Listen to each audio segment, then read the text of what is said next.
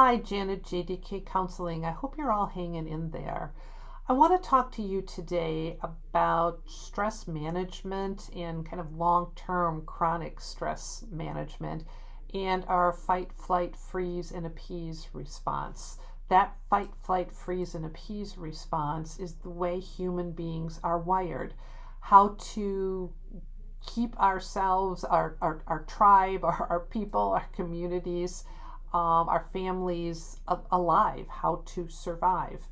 Way back, if a tiger burst into, either our cave or around the fire or whatever, our brains kind of in a nanosecond figure out, what do we need to do to subdue the tiger? How could we maybe just get the tiger to go away? How can we go away? How can we protect ourselves and our loved ones? And we'd accomplish that task. And then our bodies, minds, and spirits would kind of calm down and bring ourselves back to baseline. And we talk about it over the fire or whatever. Fast forward thousands of years, when we have stressors, our bodies, minds, spirits, emotions react the same way with that fight, flight, freeze, or appease mode. And we all kind of have our own natural ways that we tend towards handling things. But we adapt to the situation as needed.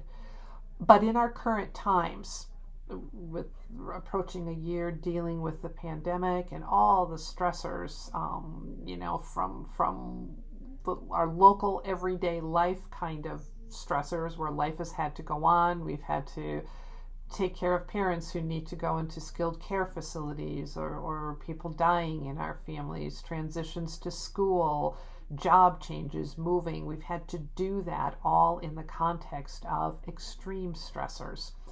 And our bodies, minds, and spirits have not had the chance to kind of ratchet ourselves down.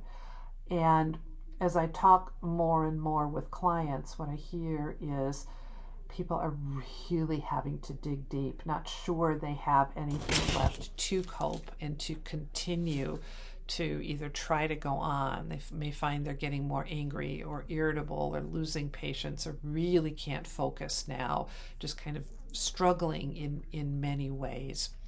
I think it's important that we recognize that our fight, flight, freeze, and appease responses are functioning on overload, and we're just tired. So we need to be as vigilant as possible, which I know is asking a lot right now.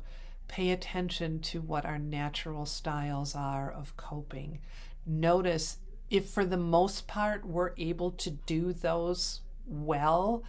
And by well at this point, I'm not talking at our highest self. By well, I'm talking about, are we pretty well managing every day? Maybe we have a speed bump here and there, but are we generally coping as well as we can at this point?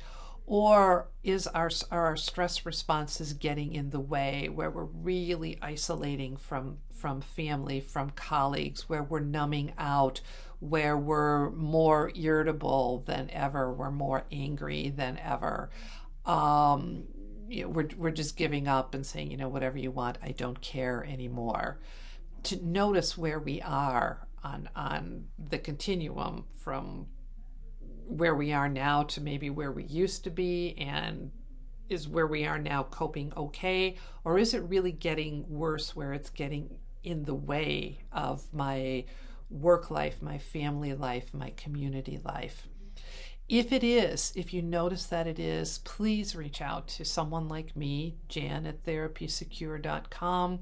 You can talk with your doc, talk with priests, pastors, look for resources about that.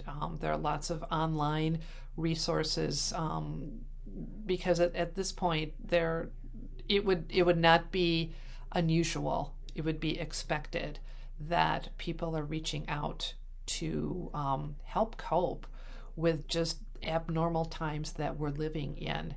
And sort of this, the strong, healthy thing to do is actually, yeah, I do need to get a little coaching, a little help through this speed bump right now, a speed hump in some cases. So just pay attention to how your stress response is. Are you maintaining? Could you use a little help getting over this time until we can, sort of get to the edge of this? Um, be well. Take care of yourself. Pay attention to what's happening with you or your family. Reach out if you need something. Take good care, everyone. And please share this with anyone who might find it helpful. Take good care.